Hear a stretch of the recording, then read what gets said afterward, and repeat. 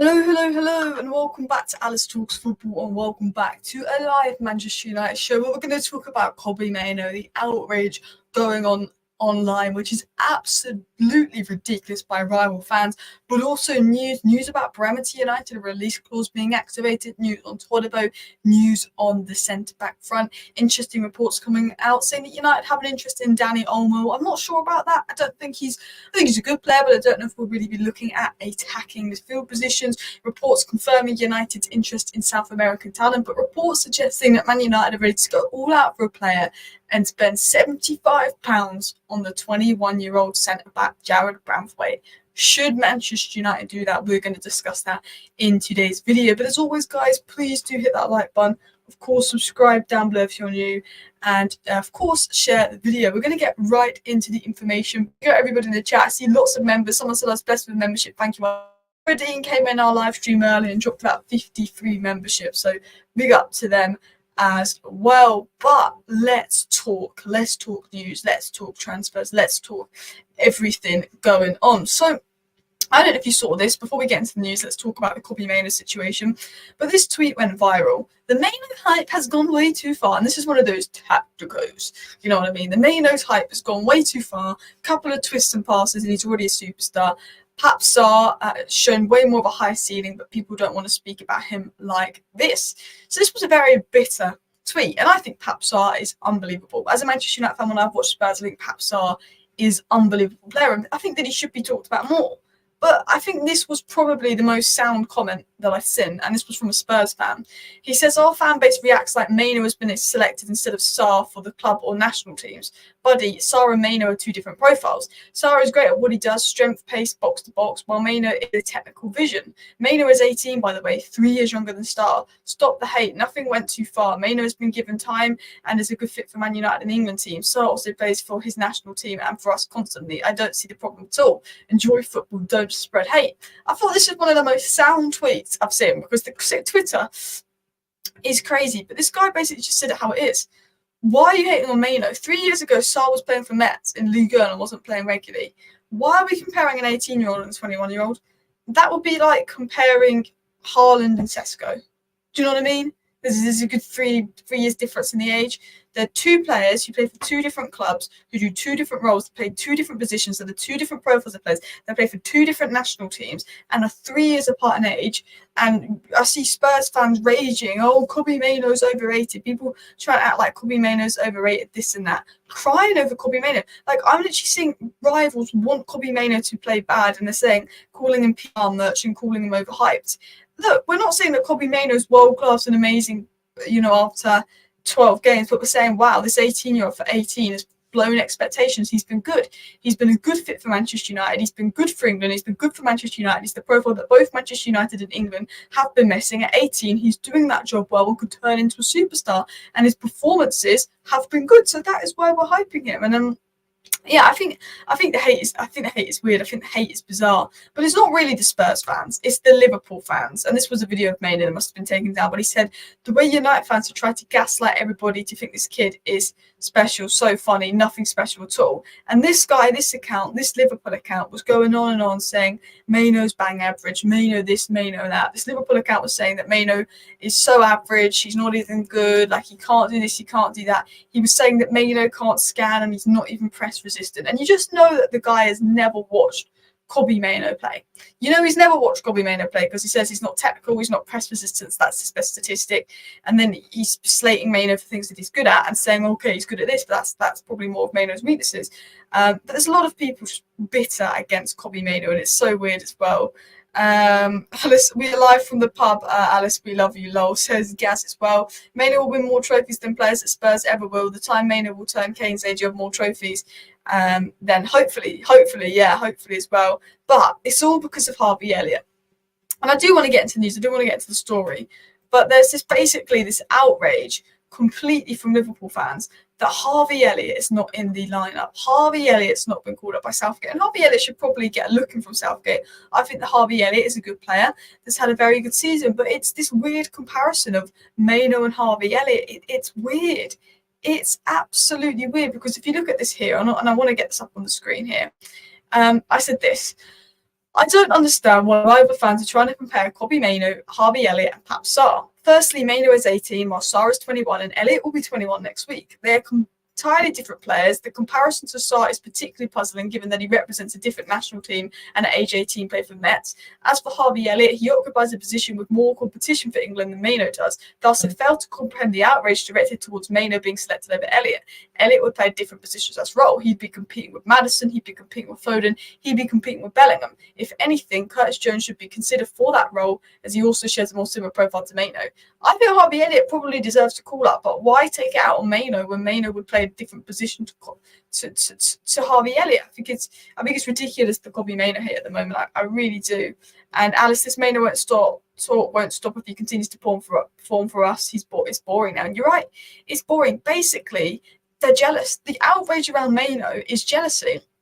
This is a kid that Man United's hyped up, but this is a kid that is hyped up because they're actually good. This is a kid at 18 years of age that is actually really bloody good. And rivals don't like that. And rivals don't want to admit that. They're bitter about it. So any chance they have to knock Kobbie down, they will do it. They're mad that he's getting more praise than Harvey Elliott. They're mad that he's getting more praise than Sarr. But if Sarr was 18 years of age and English, I'm sure he'd be getting more praise. But in the Premier League, if you're English, you just naturally get more praise because we're an English country and most of the people that follow the Premier League follow England as well. Harvey Elliott has been around for ages, and maybe that's why he hasn't had as much praise as Mainoo, because it feels like he's not felt like he's spawned out of nowhere. They're all brilliant players, but there's this rage and jealousy of bitterness from rivals over Kobbie Mainoo. And it's like, he's a great player. He's a great kid. He's a special player. Sometimes you just have to enjoy it. I don't like Arsenal, but Declan Rice is a special player and a talented player to watch.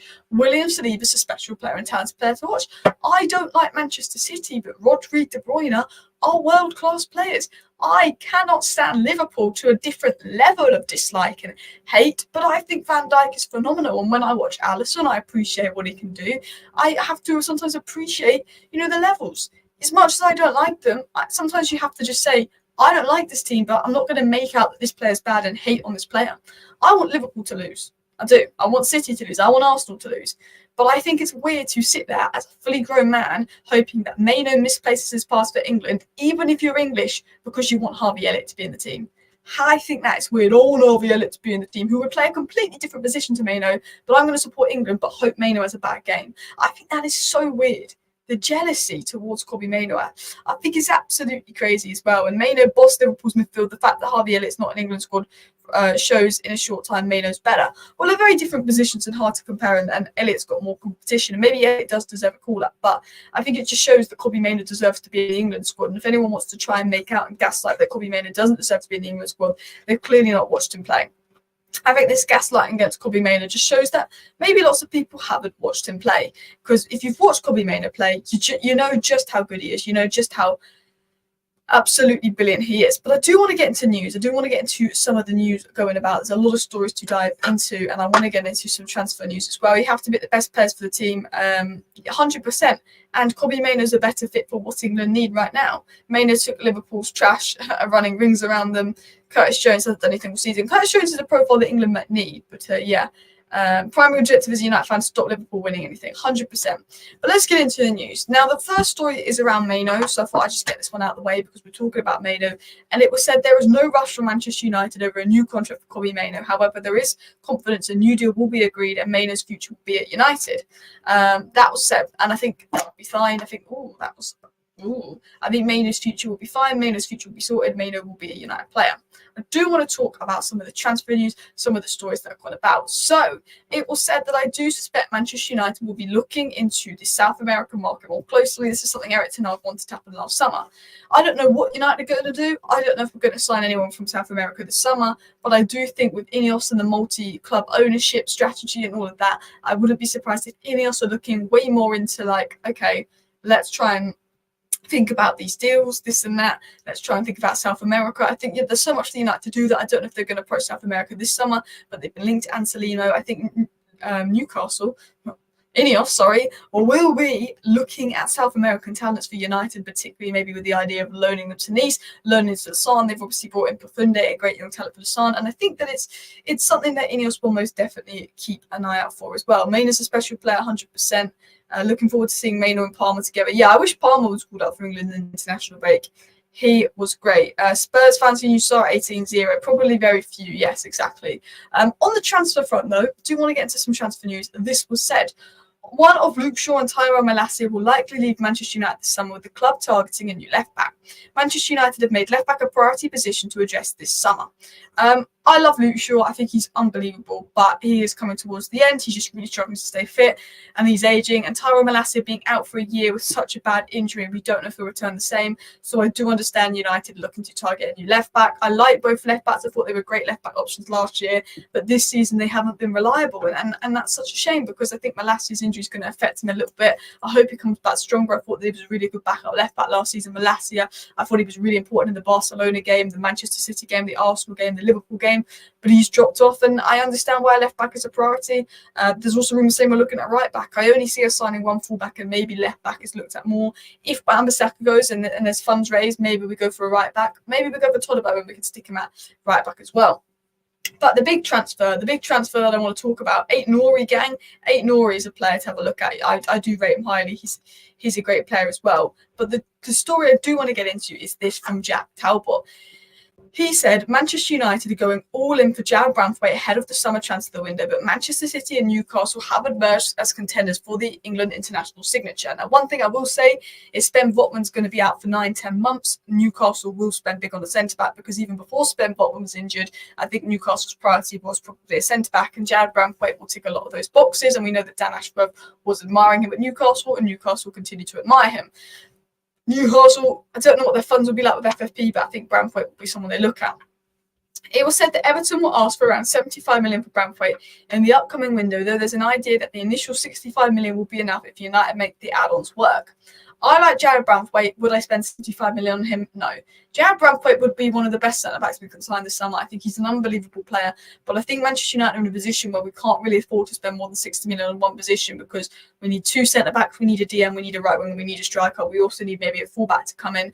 I don't think we can afford to spend more than 60 million on one position. I think we could push to maybe 65 million for Branthwaite if that included add-ons for him, because he's an unbelievable player. You've got to think that Ben White went for 50 million, Guardiola went for 70 million. The centre-back market is expensive at the moment, but we've got to probably have this thing in our mind where if it gets to 65 million, we look away from Branthwaite, like Omar Brada did with Maguire. Manchester City willing to spend 60 million on Maguire. Once it went over the 60 million mark, Man City walked away. They brought in Ruben Diaz for basically the same fee. I think that's something that United should do if Branthwaite goes over 65 million. I understand why Everton will want so much money for him. Newcastle, Manchester City, United, Tottenham, Arsenal, Real Madrid, every team's been looking at him because he's one of the best talents to come out. He's English. He ticks a few boxes. He's an unbelievable player. But I think it's a little bit on the pricey side. Would you guys spend 75 million on Branthwaite?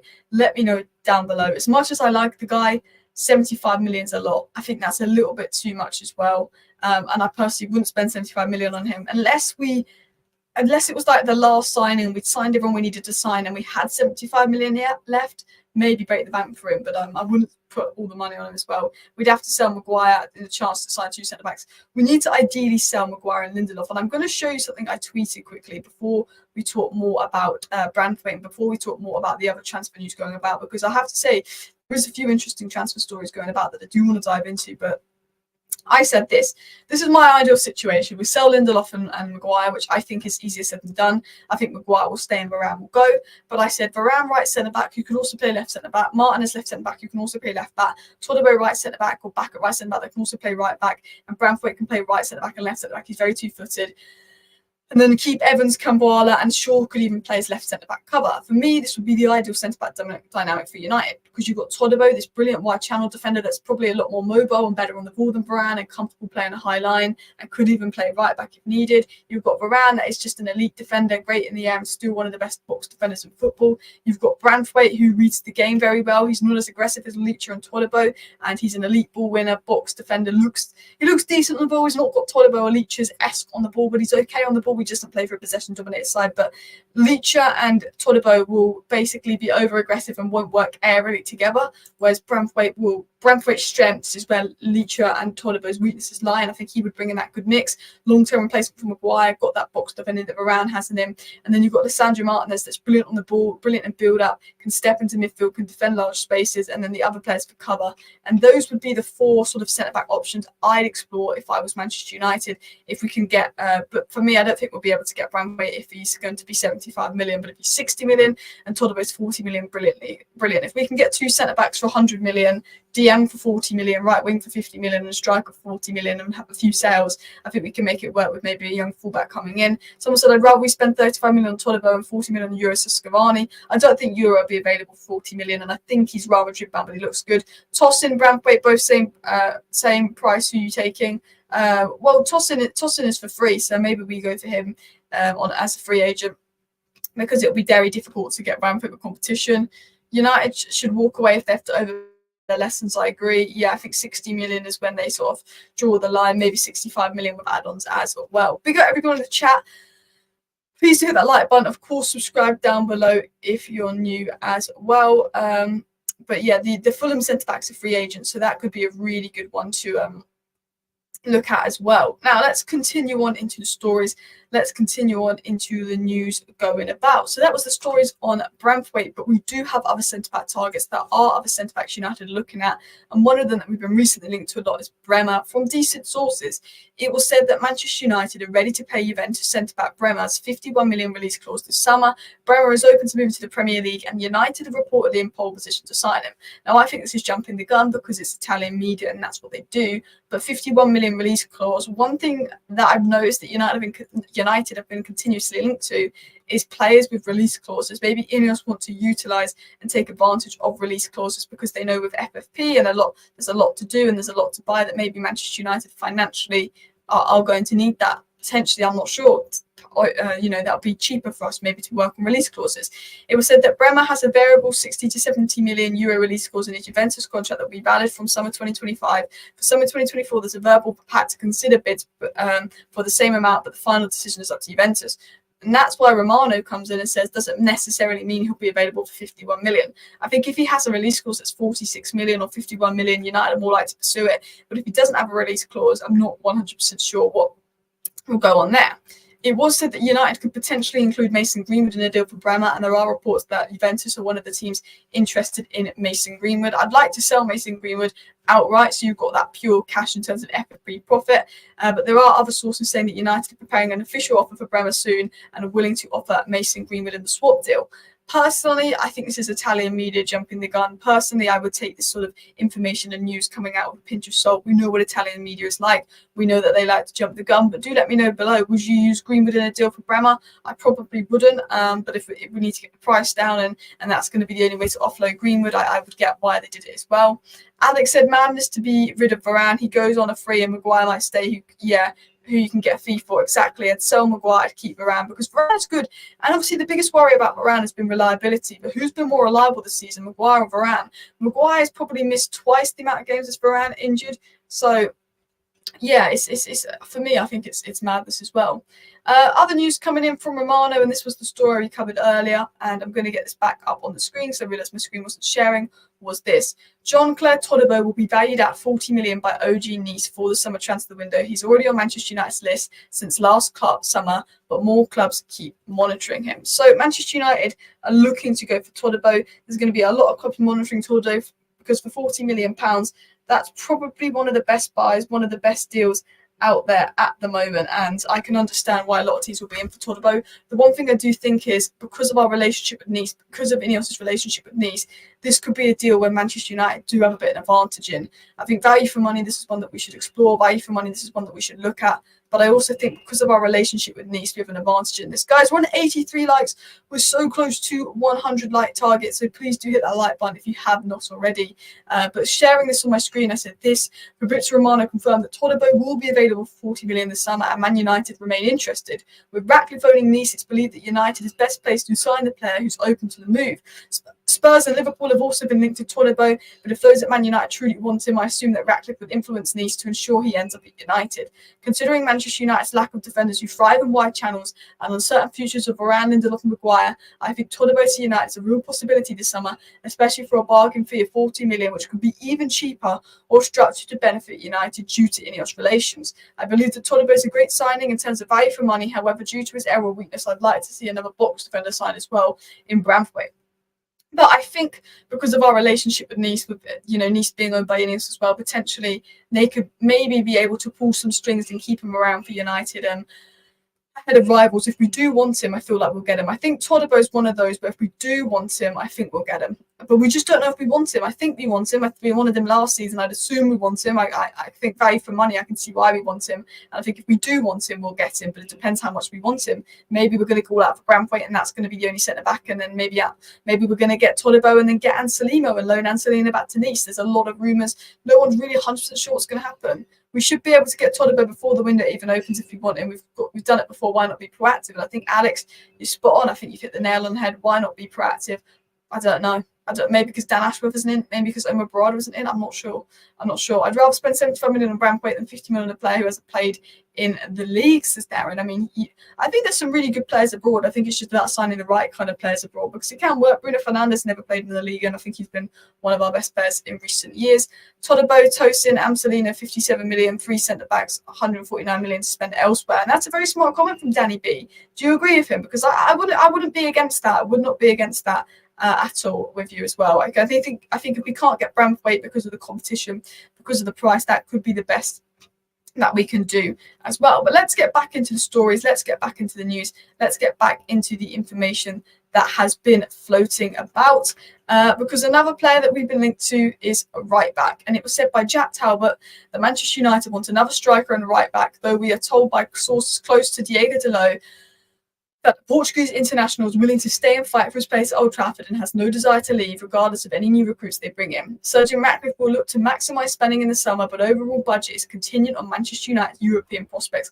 I like Diogo Dalot. I don't mind him having competition. I don't think signing a new right back and keeping Dalot at the team is the priority, because when I look at Man United, I think, okay, right now, Onana's fine. I think he's actually been quite good in the Premier League. Diego Dalot, I think we can improve at right back, but Diego Dalot is a lot better than a lot of other areas. I'm not too fussed about the right back, but maybe we need a full back to come in for depth. We definitely need a centre back. We probably need a left back because of fitness. DM we definitely need. Kobbie Mainoo and Bruno are great, but we might need depth there. Striker, we definitely need to back up Højlund. Right wing, we'll definitely need someone else because Garnacho and Anthony I rate. Garnacho and Rashford. I don't rate Anthony. Garnacho and Rashford I rate, but Rashford hasn't been good this season, and we need someone that's going to come in because we need at least 3 solid wingers. So that's the way I look at it as well. But I wouldn't sell Dalot. I wouldn't go and spend 50 million on a right back to put Dalot on the bench because Dalot has been good this season. He can do the job as your starting right back. But Ineos might explore right backs, and I'd assume that would be to replace Wan-Bissaka because it's very obvious that Dalot is probably the favoured right back ahead of Wan-Bissaka. Big up everybody in the chat. Thanks everyone for tuning in. Frimpong, not a typical 4 fullback, but he's such an electric player. I'd sign him and move Dalot over to left back, says Alex. Interesting there. Do you agree with Alex? Let me know in the chat. Frimpong is a good player, but I'm not sure because how attacking he is, how he'd work and how he'd benefit us. I think he would be great, but is he 100% what we need? Is he the sort of player that suits us just yet? Probably not. I think he's great, but with Frimpong, I think he's amazing, but we'd have to change the system and play a certain way to make it work, and I don't know if Eric Ten Hag will do that because we don't have the other players. We need maybe a few other players before we look to Frimpong. It was said as well on the transfer front that Manchester United and Real Madrid are among clubs maintaining and watching brief on RB Leipzig's Dani Olmo this summer. The player has a 52 million release clause, and it said that Manchester United are among clubs monitoring him and assessing him as a potential target. I like Dani Olmo. I think he's a very good player. I think he's a talented player, scored yesterday. But is he the priority attacking midfield? Probably not. I want a 6. I want a centre-back. I want a right wing. I want a striker. And I want someone that can fill in a full-back before we then look at the other midfield position, personally, myself. So that is a summary of a little bit of the transfer news that's been coming out today for you guys as well. Dalot, not a crazy volume crosser anyway. He looks just as good on both flanks, which is true. I think Dalot can play left back if needed, and maybe he can become the backup left back if we sign a right back, and we can look at it from that perspective. Okay, maybe we can sign a right back this summer because Dalot can play left back. We could look at it like that perspective potentially if there's better right backs on the market than left backs. I'm not sure where you guys would stand on that. Guys, please do hit that like button. Of course, subscribe down below if you're new, and share the content. I was going to do a video, but I thought, you know what, screw it. We're going to do a cheeky, a very short live stream as well. But according to the Muppeteers, that United want 3 top centre-backs ideally. Branthwaite, Tolliver, Martinez is what they want to do, according to the Muppeteers, which is looking interesting as well. And I like the idea of that. So I think this is what they could be doing. So let me get this up on the screen here. But will they spend 75 million on Branthwaite? That is the other question. But it was Jack Fawcett said, according to Muppeteers, United want top 3 centre-backs, ideally Branthwaite, Tolliver, Martinez, that can cycle throughout the season. So that could be Ineos's plan, which for me would be a very, very good plan, and I very much get behind that. That would be my ideal sort of defensive signings as well.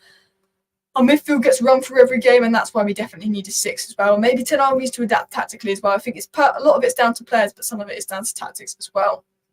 Actually, Ten Hag already used that system with Timber at Ajax, 3 players to cover the back. The reason he doesn't implement it at United is because we don't have players like Frimpong. And you make a good point there. I think things could definitely be a lot better at Manchester United in that sense. 100%. You raised some good points there. But anyway, people, this was only meant to be a little short live stream to discuss all the latest Manchester United news, transfer news, takeover news, and more. Thank you, everybody, for tuning into today's show. I was going to do a video, but I've been slacking on the live slate that I thought, you know what?